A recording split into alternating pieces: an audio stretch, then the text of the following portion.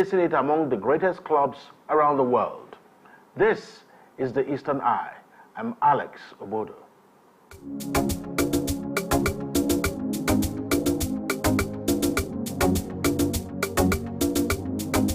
Welcome to the Eastern Eye here on Afia TV, a program that X-rays the political, social, and economic developments around us. Tonight I'm joined by Nze Ed Kazo, historian, archivist, and lawyer. Thank you so much for joining me tonight on the Eastern Eye. Thank you very much, Mr. Bodo. It's a pleasure to be here. All right, so one would wonder, well, for the lack of something to do, you decided to pick on some of the one would say, one of the most nostalgic aspect of the Igbo life, Rangers International. And you decided to put together a documentary that will be unveiling soon. When I say soon, tomorrow. Is that soon? So talk to us about your motivation to undertake this. This wouldn't be your first Igbo nostalgic production. I know why I'm using the word nostalgic. I don't want to get into the real themes now. So what motivated you to do this? Thank you very much. Well, the subject of Rangers for me is I've been documenting Rangers in one form or the other for several years, for about close to 30 years. And even more so in the internet age where information is actually more accessible and democratically available. I have been documenting, but not obviously not by way of a film.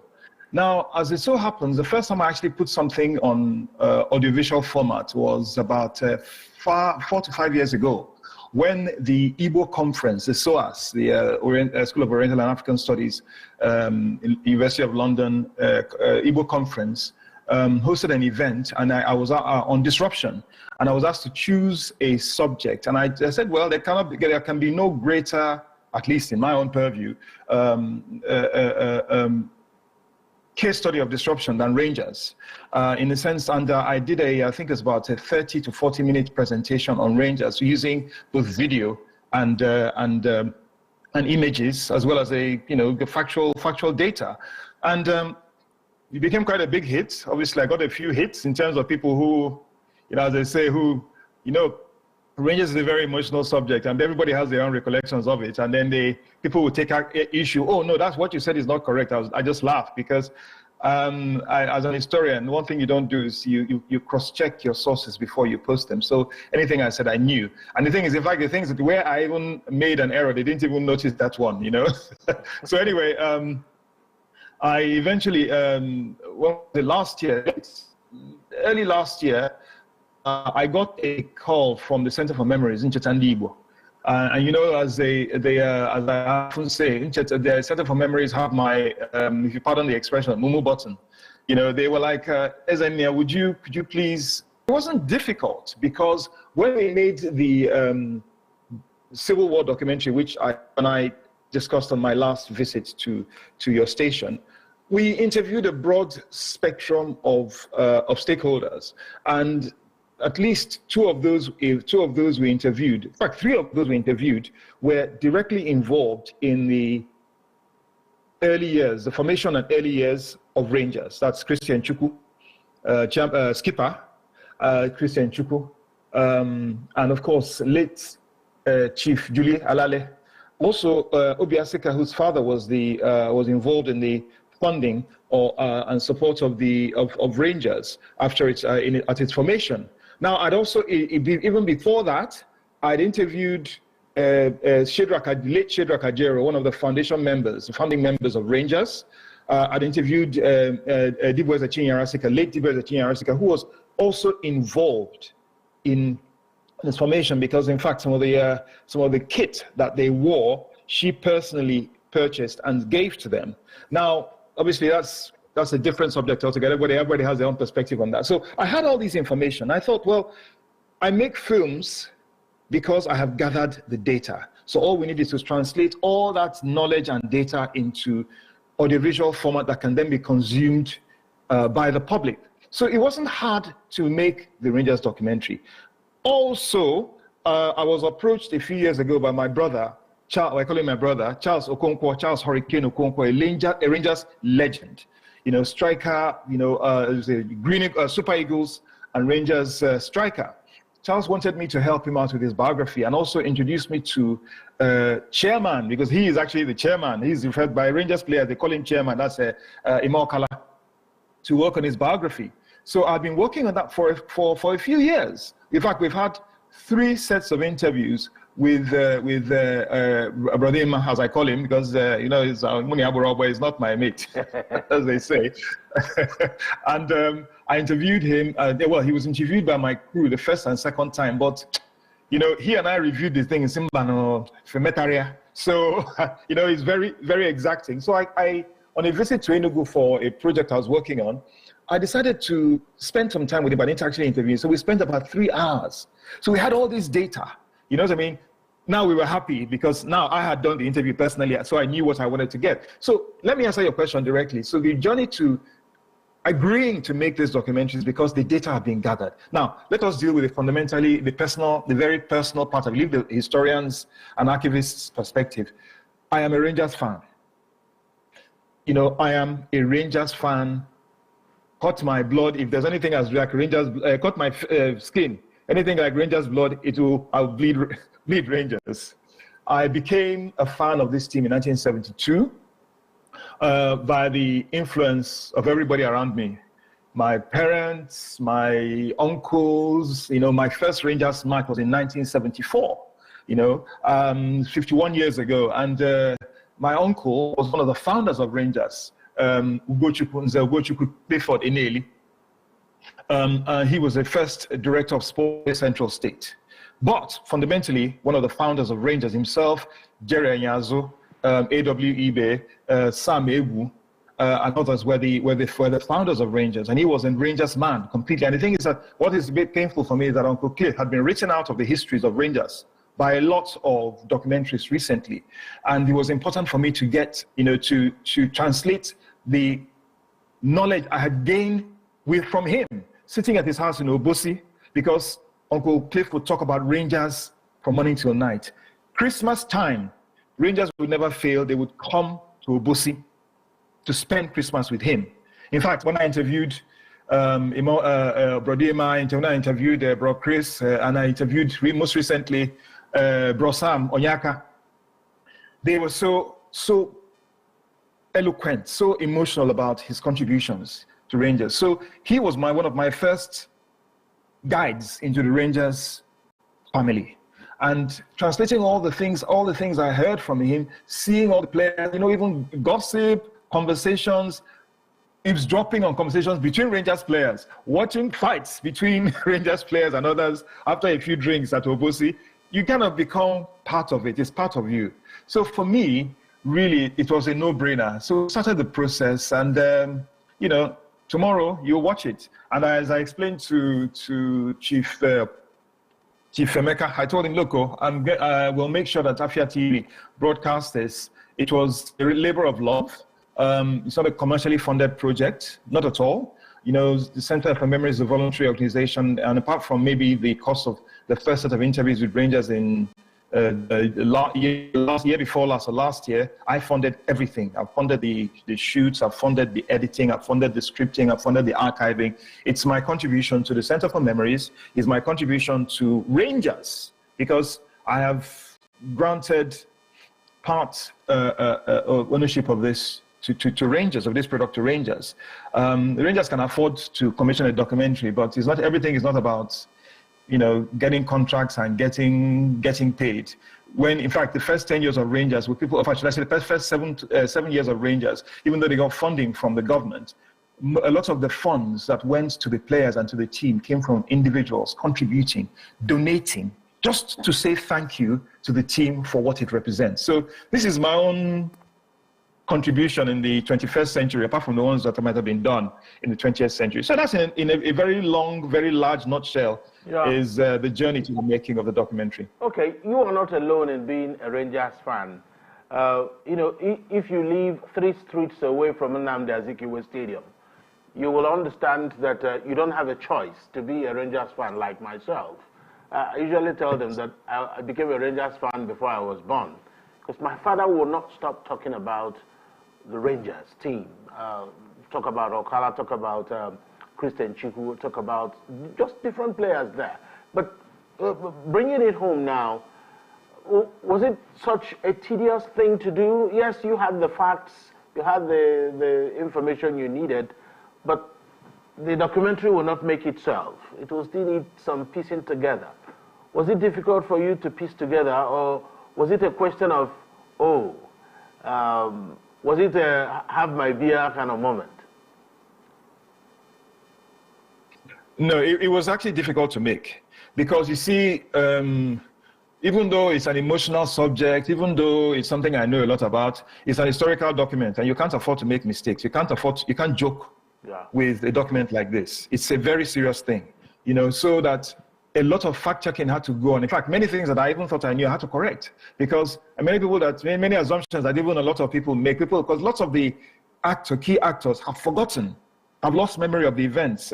Poor Auntie Julie, Chief Julia Lally, when I interviewed her before her sad passing, may her soul rest in peace. A lot of things she had forgotten. I mean, she was in her 80s, she was unwell. And, people sometimes lose memory of certain things. So I had to go back to primary sources. And it was very time consuming. It was very, very detailed, And obviously, look, shooting a film is expensive. Let's not let anybody watch it. Shooting a film properly. And look, I'm not going to pretend that this is a huge budget film. It's not, but it's not an amateur effort. It's a very serious effort. But because I'm an individual, I'm not a corporate organization. As I always tell people, I'm a pensioner. So funding for this came from my pension, as I say, and it's not easy, but. It's not meant to be easy. The good things are not meant to be easy. And the thing is that people will probably watch it and have their criticisms. Some people will like it, some people won't like it. But it's what it is. And it's my own contribution, as I always say.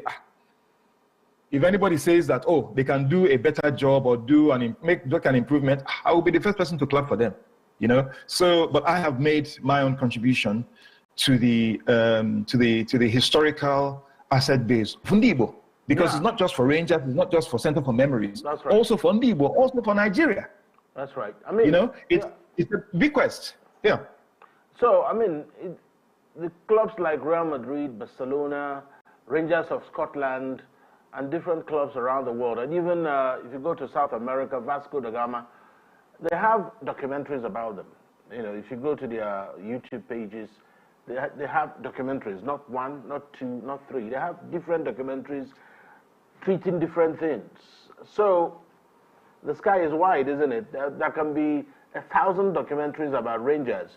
But how important is chronicling the journey of Rangers since 1970? How important is it? Because when you look at it, not a lot of people can see something about Rangers all in one place. I don't think there is just one place you will go to now and you'll find everything or a lot of things you want about Rangers. I'm sorry, I'm losing you. The system is buffering. Can you hear me? Okay. Can you hear me now? Yes, it's better now. There was a bit of buffering. Okay, so sorry about that. So that's fine. I got your question. I got your question anyway. Can I answer now, or are you still? No, go ahead.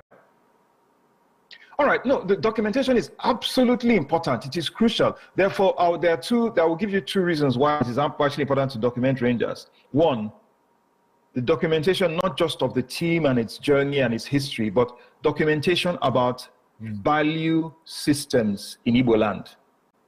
Value systems. Now, the early players will tell you they did not play for money. Yeah, money was important. Nobody should kid you. But when they started out playing, they were playing for food. They were being given food. And then at one stage, even their pay wasn't substantial. For them, it was about a commitment to community. So it is important to document, because in an era where cynicism and the worship of the material is currently an existential crisis in Igbo land, where we are still trying to work out, all the things that are happening in Anambra State should tell you. We're still trying to work out, really where did it go wrong and how can we be better, which is a positive process in my view. Having historical templates with at least some level of, I mean, today I'm trying not to be boastful here, with some level of historical credibility, gives those who actually want to learn about when things were different in our society a reference point. So the Rangers story is a reference point on the evolution of value systems in our society, because our society changed fundamentally after the war. I'm talking about Igbo society. Fundamentally after, because the war really changed things, you know. And, you know, I'm not going to lay the blame at the generation before me, because, you know, God knows if we had to go through what they went through, you know, an adult life, you know, how would we have coped? But the value systems changed. And I'm going to quote Professor Anya Okoanya from an interview I had with him 14 years ago. He says that the difficulties that Igbo society has today, those questions is asking itself, is because a lot of those who were leaders before the war, true leaders, were lost. Many of them died during the war. Many of them died as a consequence of the war immediately afterwards. Many of them who didn't die were basically dead walking from just the deprivations that they were subjected to. So that he says that any society that does not have a legacy of transference of leadership eventually starts to atrophy. And I'm sorry to say, it is the worship of the material in the way that it is done has caused problems in our society. As I said, the three problems in Anambra State, at least the way the outcomes that we're seeing, tell you a bit about that. So that's one. Secondly, Rangers might be today an Enugu State team. And with fair play, because Enugu State government, with due respect and credit to Governor Ugwuanyi and Governor Mba, who have been supportive of Rangers, and due credit to them, you know, but the reality is that Rangers is the emotional property of Igbo land. And I say this as an Anambra man who is struggling to find a team. We're struggling to find a team that has the stature of Rangers, but that's not the point. The point is that Rangers is something it's a national treasure, but is also an Igbo treasure. So to the extent that we should respect the value system, should I say we should have perspectives on the value system and give respect to what we had, it is also important to celebrate our treasures, preserve our treasures, you know, and make sure that we have something to give to the second generation. It is very likely that, you know, thankfully Rangers has been sustained for 55 years, whereas many of its competitor teams of the 70s are gone, you know, and the 80s are gone. But the reality is that we want something that children in 30 years can refer to. Because I am a bit concerned that it had to be me with my small budget that will make a film that others who have a lot more resources did not make. So that if others make, is good. But if they don't make, at least my grandchildren will have something to refer to that represents an important artifact of our people. So that, yes, that's in a very, very long roundabout way is what I consider to be the importance of documenting Rangers, not just my own documentary, but documenting Rangers. All right, I mean, documenting teams, very great teams. You look at Manchester United, you look at Liverpool even. You go to Spain, I've talked about Real Madrid. They have documentaries from the 60s. They have documentaries from the 70s. They've been playing European competitions for decades. And they have documentaries recounting all this. And is there a problem with the way we store information? Because I say this because if you want to look for Rangers match versus Mehala of I think it was of Egypt, you wouldn't find it, especially within Nigeria's prime. Maybe you can only find that in Mehala's archives, but you may not find it in our own archives. The classic matches we've seen. I saw a classic match between Rangers and the Abiola Babes, where Rangers struggled to equalize in that match. They were losing 1-0 and had to drag out a draw in Enugu. I think Louis Iguilo was in the midfield that year.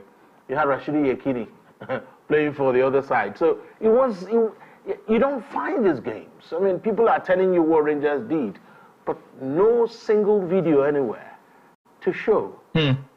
So I don't know what this is. I mean, and we had big TV stations at that time. What happened to the tapes? Yeah. No, it's a very simple answer I'll give you, because you're in the industry, and I'm sure you probably know the answer. But let us, for the sake of good order, let's kind of like air it. The truth of the matter is that the preservation, the asset preservation policies of broadcasting houses, and I think I would point a very direct finger at the NTA, was very poor, and the NTA actively destroyed its own assets. And we always believe that these things will be there forever, only for us to wake up and say, oh, by the way, where is it? And we're told it was destroyed to allow for storage. Now, if that is not the height of irresponsibility, I don't know what is.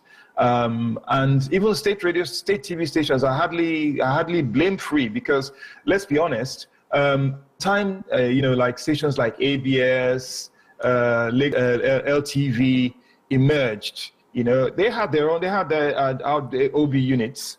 They were recording. I was doing commentary for LTV in the 80s and 90s. And so you would assume that a lot of these things are being kept. Now, I'm not for 1 second saying, because someone from LTV might come up and say, my friend, we have all these things. If the people that don't have it, well, we have it. I was sorry and thank you, but to the extent that these things are not readily accessible, because these are assets that can be licensed. A lot of the clips we have in this documentary, we have some very, very rare clips in this documentary, but there are many that we couldn't get. And in any case, obviously, these things, you don't just go and collect them and put on your timeline. You actually have to license them.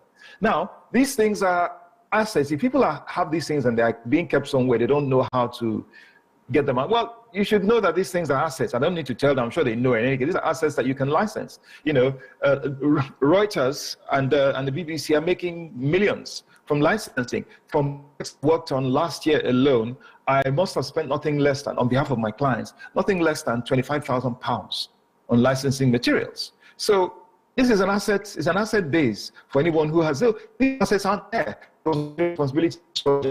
I say categorically now, because I interviewed Chief Enugu, who was controller at the ABS at the stage, and he painfully shared how even clips of the independence ceremonies at Polo Field featuring Dr. Michael Okpara were destroyed.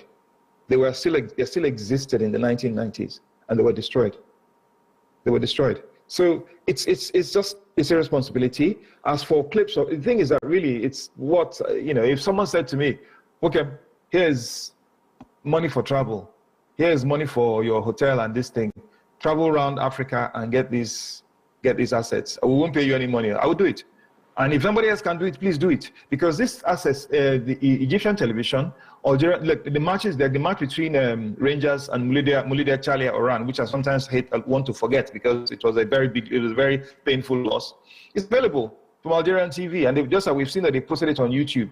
Matches involving Rangers and Hearts of Oak, right? Electric Club of Ethiopia. I go to it, they're accessible. So they're there. It's just that you can't find them in Nigeria. Now, it is not impossible that you have somebody who has recorded these things and kept them quietly in his house somewhere, which, rather than I would say, please give that person an amnesty and pay him for those things so that we can have them, because they're out there. But the reality is that we have been irresponsible. I think I've gone around the houses on this, but I think you clearly know my answer. We will take a break, and I forgot to actually make the point that you are joining us from the United Kingdom. The tag above your head is not indicating that. But we'll take a break. When we return, I have more questions for you and, of course, more discussions on the Never Say Die documentary. Stay with us. Fantastic. Thank you.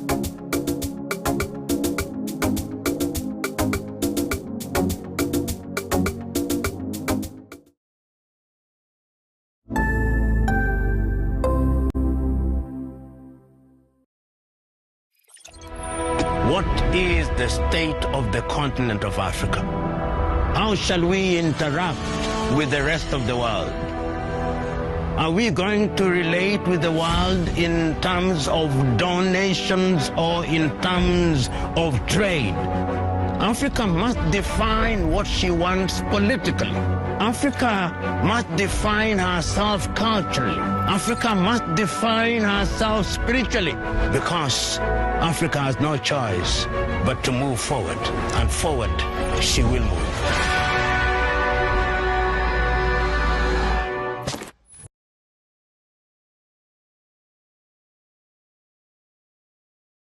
This world is not my home. The families of late Chief Rabbi Gabriel Anichukwu Nnabuenyi of Obinago Ami Igbonume and the late Nwankwo Anukoji of Amago Ami Igbonume Onateze in Kano East Local Government Area of Enugu State cordially invite family, friends, and well-wishers to the funeral ceremonies and celebration of life of their matriarch, the late senior mother in Israel, Josephine Mbori Anichukwu Ne Anya Anukoji. She was aged 81. Burial arrangements. Friday, February 21, 2025, 5 p.m. Service of songs at her home, Obinagami Igbonume, by the Eternal Sacred Order of the Cherubim and Seraphim, Essex. Saturday, February 22nd, 10 a.m. Christian funeral service and interment at Obinagami Igbonume by the Essex. Sunday, February 23, 9 a.m. Outing and Thanksgiving service at Provincial Headquarters of the Essex, number 14 Luque Street, Asate, Enugu. Announcers, Honorable Kajetan Anichukwu and Mazi Ucha Anichukwu for the family. And I can't feel at home in this world.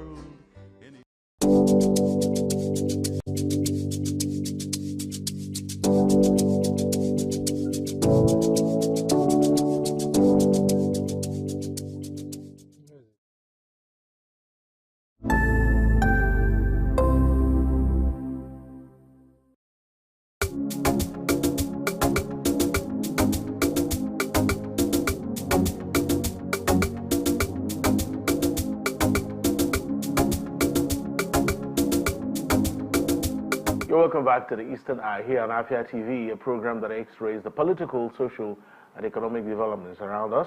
Still on the line from London, United Kingdom, is Ed Kazo, is a historian, archivist, and lawyer. And I have to thank you so much for joining us. See, you've worked on a number of, if you like, I keep referring to them as nostalgic pieces. I don't want to go to the particular themes, but these are things that hit at the heart of Igbo nationality. So, with the chronicling of what you saw about Rangers, do you think that there has been a shift? And how much of that shift did you notice? You know, if you are going to take it decade by decade, what were the kind of shifts you noticed from 70 to 80, from 80 to 90, and 90 to 2000, and so on and so forth?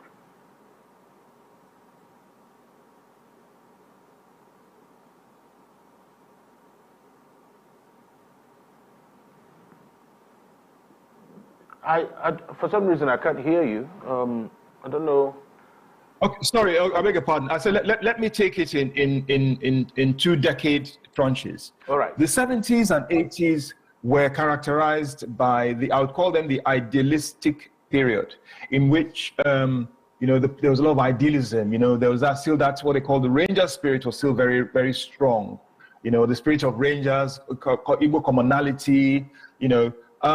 Even though that started to change by the late 70s, because once East Central State was divided into Imo and Anambra, that time a lot of the hardcore Rangers leaders moved to Imo State, like Jerry Anyazu moved to Imo State, you know, and quite a few others. And then Spartans of Owerri now emerged as the Imo State team. So whereas previously the rivalry had been in the East, had been between Vasco and Rangers, now Spartans now created a splinter. Now Spartans later eventually became Iwayan National and so on and so forth, and all its various iterations. And then Eimba, which is pretty much like, I think it was a successor of the Aba Giant Killers of the 50s and 60s, now emerged as a third force. So there was competition for the love of in the Igbo. Now, also times were changing. You know, society was changing. the changes, the societal changes I talked about in Igbo land crystallized by the end of the 1980s. The place was unrecognizable from what you saw before the war. So people had changed. And by the mid to late 80s, a lot of the idealistic hardcore had left Rangers, you know, and they'd left and either gone to Europe or they're retired. So you had a new crop of players who were quite good. They did their best, but the times were difficult, and also management issues. The hardcore fanatical management had changed.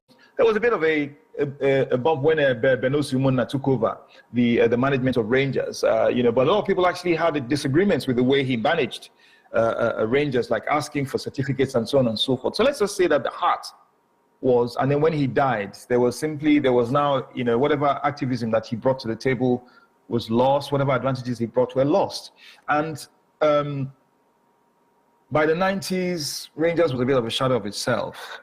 Now, in the new millennium, the difficulties still persisted, you know, but there was now a growing fondness for this, particularly during the return to civilian rule. You know, there was now a certain nostalgic feeling for the Rangers days. And people were thinking, well, hang on, can we not get back to this? Now, I will say categorically that by the new millennium, the seeds of the growth that we see today were planted, because even though the character of the team had changed, in the sense that before it was purely an Igbo team, but you know, you know, when you had players who like Davidson Owumi, who I used to watch at the Enugu temporary stadium, now took on the management of Rangers, and you know, Davidson Owumi is an Ishakiri, you know, and whatever anyone says, he put his heart into Rangers, you know, and he made a lot of contributions to the rebirth of Rangers, because he was a Rangers man. Because being a Rangers man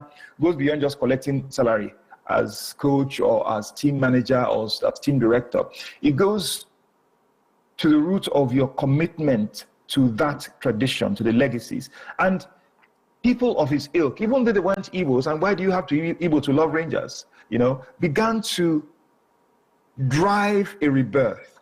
And then we now come to the last 10 years when, you know, I mean, I will never stop praising Amobi Ezako, right? Because he brought an intellectual but passionate perspective to the growth and management of Rangers. And to an extent, even though his style is different, is a lot more, you know, more in tune with a more professional style of management administration you find here in Europe. But the heart, the spirit is still like that. It seems very similar to that of the old boys. I would use the word old boys and old girls of the early 70s. That is the heart I'm seeing, you know, and that has been transmitted to the team. Because the thing is that if you cannot filter down this belief to your team, no amount of money you throw at a football team will help. I mean, there was a team that had a lot of funding recently. I mean, that had a huge social media following. I'm not going to call names. That's basically just disappeared off the face of the earth, because throwing money at a football team will never guarantee success. But building a heritage, building commitment, building passion, which is what Rangers its success was based on. But not just success based on, oh, I'm very passionate. Everybody is passionate. There are people who are very passionate playing football, playing set under the bridge. But the reality is that the legends of the management and administration of Enugu Rangers in the first 10 years were extremely astute managers. The planning that went into Rangers matches in the first 7 years, for instance, was phenomenal. You know, phenomenal. Attention to detail, which is what we are seeing again. So there is no shortcut to success. Success is based on planning. Success is based on effort. Success is based on knowledge.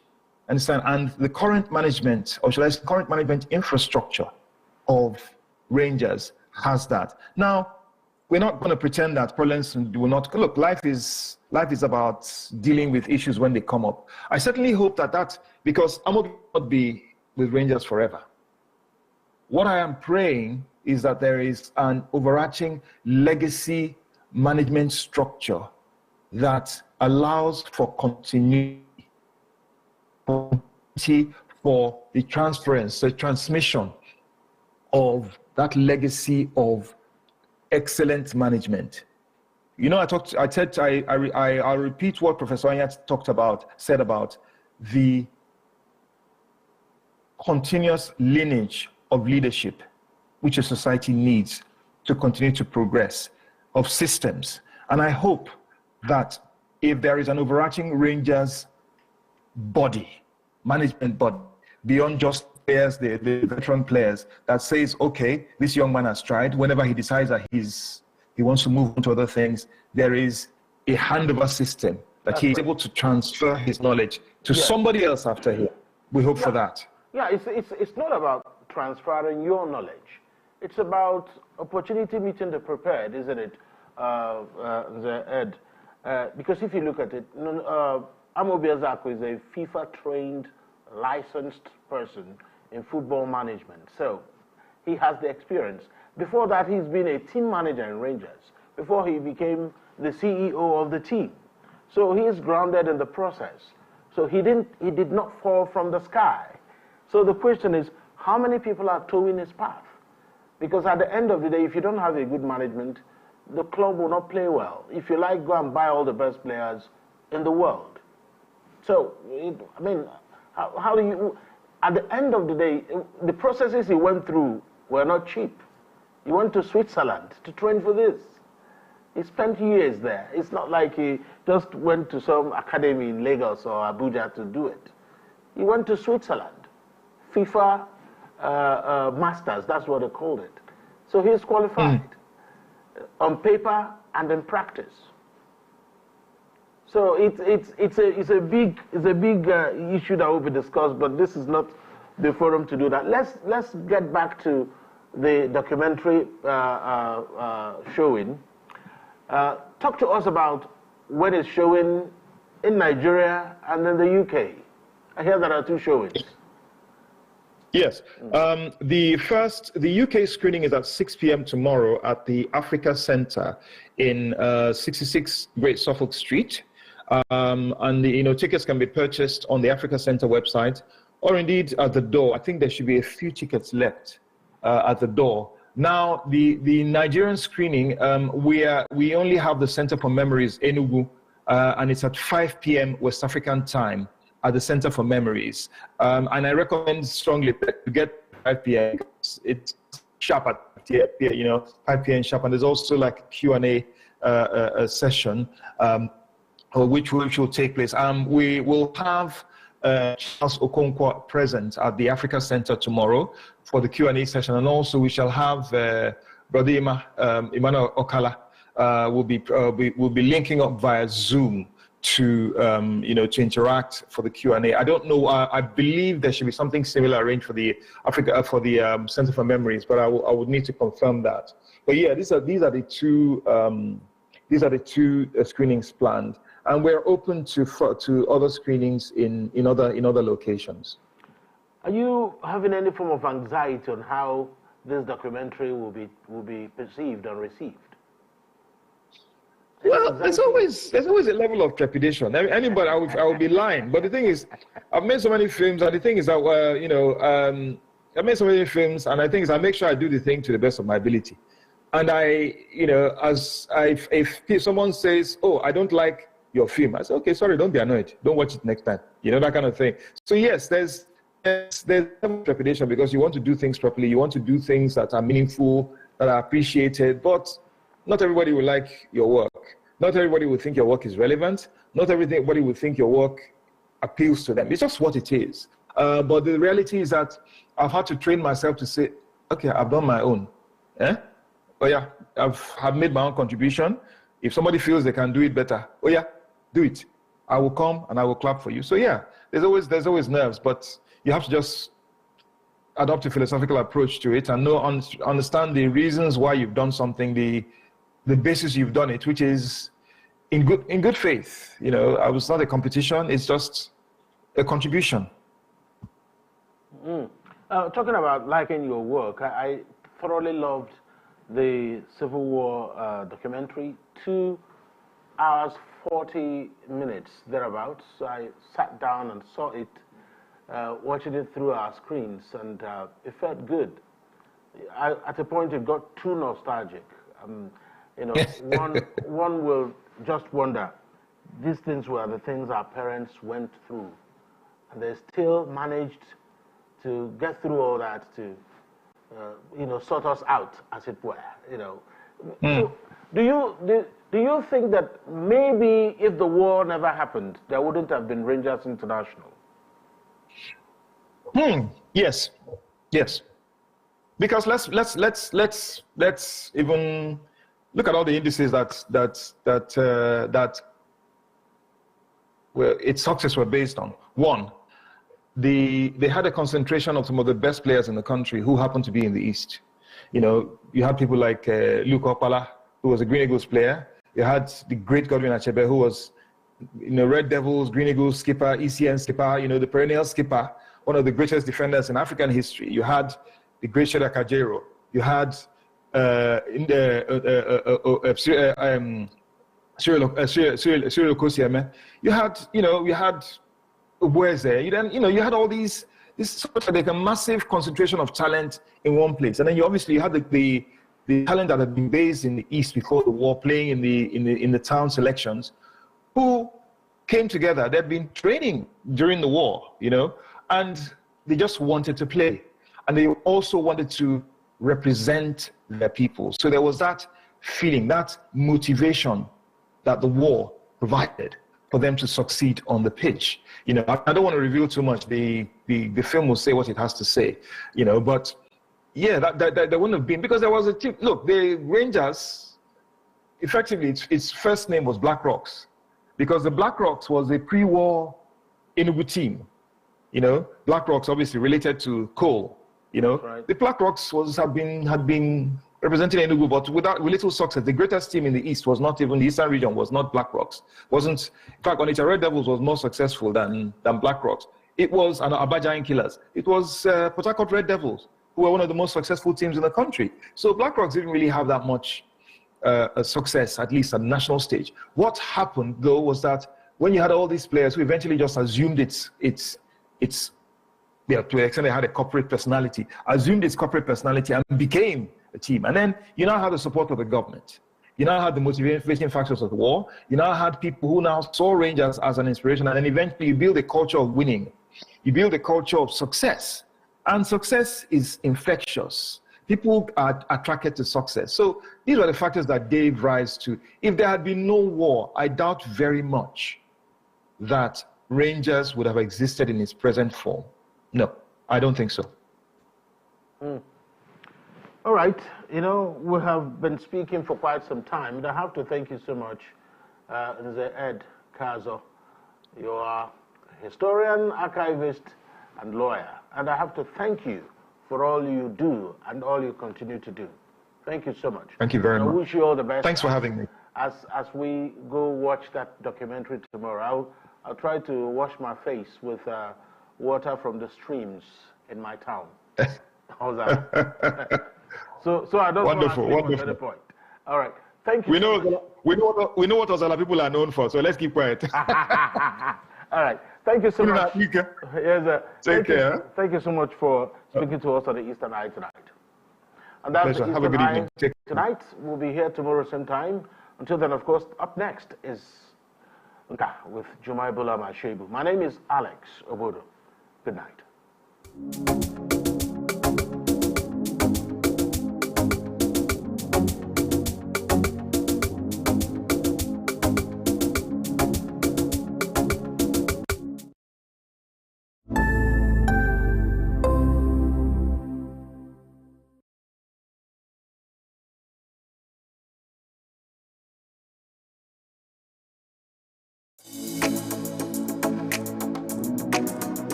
Good evening to you, viewer, and welcome to Women in Business, a show that profiles women, executives, and even the next door store owners.